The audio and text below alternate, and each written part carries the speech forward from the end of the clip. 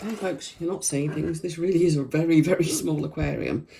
I must have had this for, what, 40 years? It used to have a lid and it was for keeping better fish in. I had several of them at the time.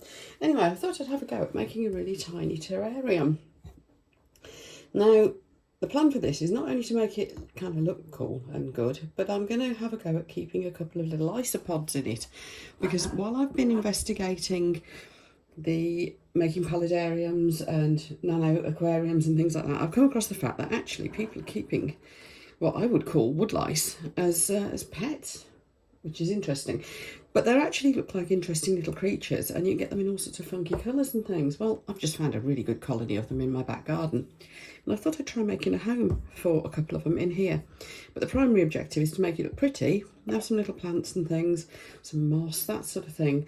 But also, it should make a very nice home for some woodlice. So, let's have a go. So what I've got here then, obviously, a little tank. I've got some activated carbon because I think that'll make a very good sort of base to go under some. I'm going to put a little bit of this substrate in, but I'm also going to go and get some of my bonsai compost and some orchid compost.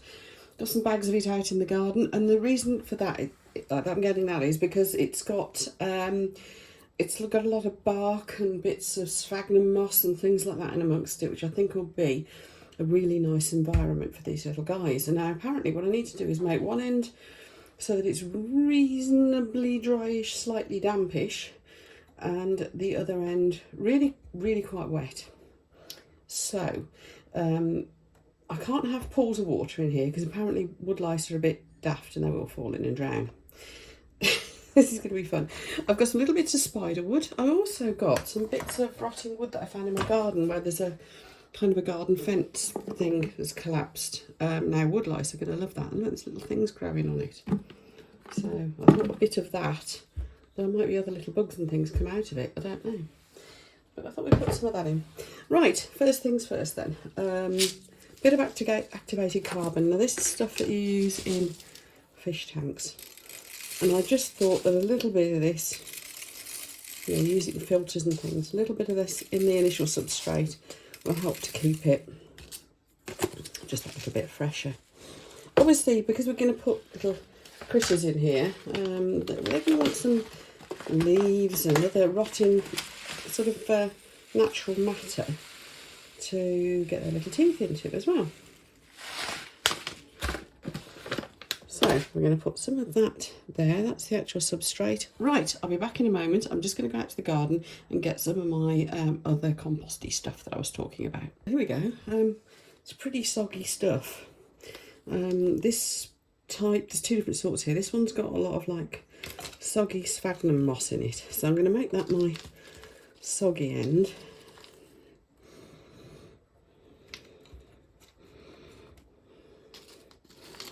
And the other end, a bit more of the stuff that's more like gritty, bark, that sort of thing.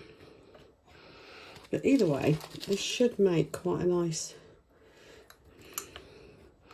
sort of natural substrate. There's little bits of clay in it as well, which will help keep it drained.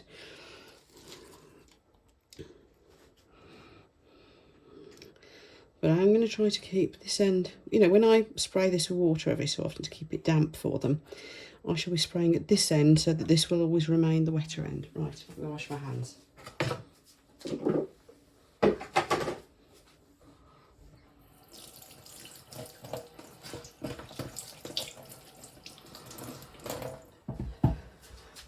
Okay, so there should be some goodness in that from the aquatic substrate that I've put in, but I am going to just put a flora tab in as well. Now these are aquarium things, they are food for aquarium plants, and I'm just going to put will it break? Ah, there we go, break them into two bits, and I'm going to push those down into that area there, because that area there is where we're going to put some nice little plants. First of all, let's try and get a little bit of something interesting going on here. Let's create a couple of levels. I'm thinking by raising this area here, this could be the slightly drier area. Now these are little bits of spider wood that I'd got for my nano fish tanks. Now what I'm going to have to be careful of is that I don't really want the little critters to be able to climb up them and get out. Apparently they can't climb up glass, so that's yeah, shouldn't be too much of an issue. But now I'm going to put in a little bit of that rotting wood from the garden. Apparently they will love this. This is why they're called woodlice, I presume. Actually, where I found them in the garden is on some of these bits of rotting wood. I'm just putting the spider wood in just to, because it's a little bit more decorative. And I'm not going to use the bigger piece. I'll save that for something else. And then let's just pop this over the top, just to be something again a little bit more decorative. There we are. Plant wise then, Anubias nana.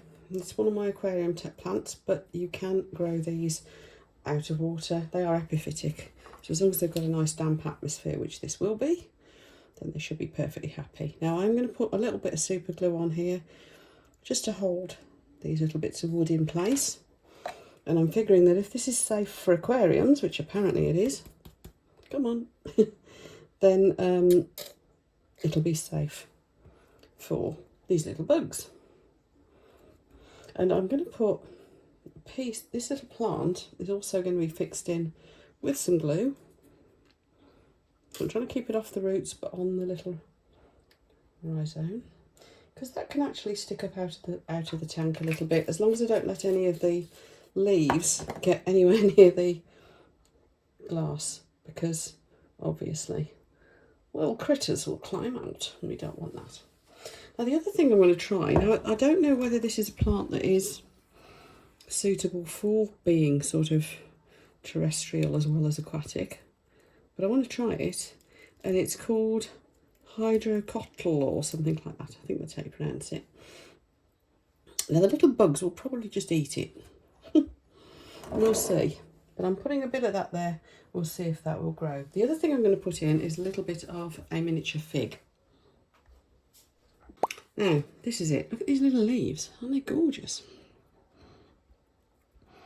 So we're going to put a little bit of that in and see if that will creep and grow. And it is a plant that's very sought after for terrariums apparently, and I bought recently these little cuttings which should apparently just root and go for it. Now the other thing I've got that's keeping them company in here, these little cuttings, is some moss. Now this moss is just from, would you believe, what is supposed to be a public footpath outside our house.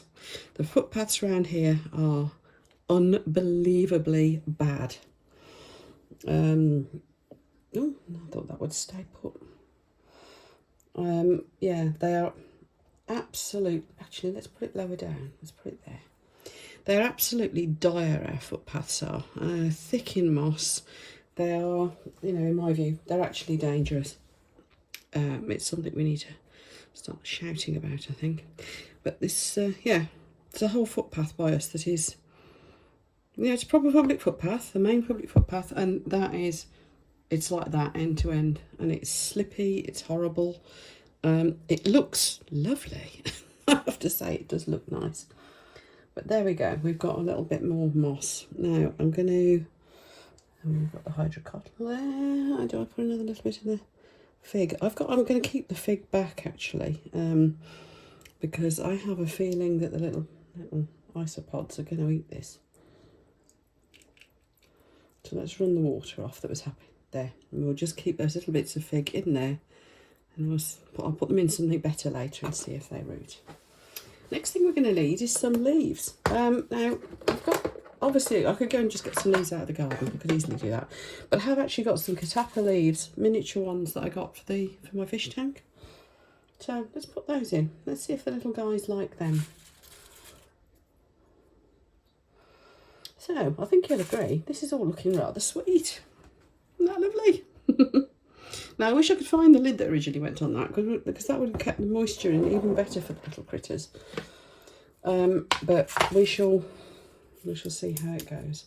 And I'm going to break up some more little bits of leaves. Let's give them a bit more leaf litter round the back there, and I might go and get some bits of like oak leaves and maple and things like that. The first thing is, let's go find some little creatures. Do you want to come with me? Here we go then. Hey, don't judge me. This is the corner of our garden is not a mess. And, well, in fact, most of our garden is not a mess. We're having it all ripped out and redone properly next year. But in amongst it, and I don't know why, was this bit of wood. And this is what I found when I moved it earlier. Look at all those little guys. So I'm going to catch me a couple of those. And they can come indoors and have a little happy home for a little while. It's only going to be a temporary thing, and then I'll liberate them again. Okay, so here we are. I moved the tank in close, so it looks huge. The light reflecting off the glass was meaning that we couldn't really see what was going on terribly well, so I thought we'd turn it like this. Now, I've got some little friends, and these are little tiny ones, and a worm. I just thought a worm might be a nice addition, and I think, is that another worm or is that a little, I don't know what that is. Might be a tiny snail. Anyway, let's pop them in and see what they do. Come on, let go of the worm. Okay, you go, take the worm with you. There we are. I got them another leaf as well, look. There we go. Another little bit of leaf litter. Right, that's it. It's pretty, isn't it? See where the worm's disappearing off into there. The little isopods. I can see one running around down here. Can you see that? I don't know if you can see him. Let's see what the little guys do. Now, it's pretty damp in there anyway, but I am just going to add a little bit more water here. So all I'm going to do is quite regularly, because we're not putting a top on this, is just put a few drops of water in this end. And then this end can just take care of itself. Should get that bit of moisture go along. Come on, worm guy, where are you going? You're going to disappear down there. Oh, you're going that way. All right then. Oh, hang on. I can see a little thing running around. Look, there they are. They are tiny baby ones. Can you see that? Now, I've got to work out where to put this, because it doesn't want to be in direct sunlight. It wants to be somewhere fairly, you know, not too bright lighting, but enough for the little plants here to be okay. So I think I'll put it on my shelves next to my nano tanks, because between the shelves it'll get a little bit of light, but it won't be bright. Okay, I'll check in with you again soon, and I'll let you know what is going on with this. So I hope you'd agree that's actually quite sweet and quite pretty. This little creature. So we'll see what the little creatures do. I might give them a little something to eat shortly, in addition to the leaves and stuff. Apparently they quite like little bits of carrot and things like that. This one, look, you see? Just crawling up onto the spider wood. They're exploring. So I plan to pamper and fuss them and make them very happy little creatures for a couple of weeks, and then I'll liberate them into the garden, and this can just be a terrarium on its own. Oh, watch this space. There will be updates. Take care, everyone.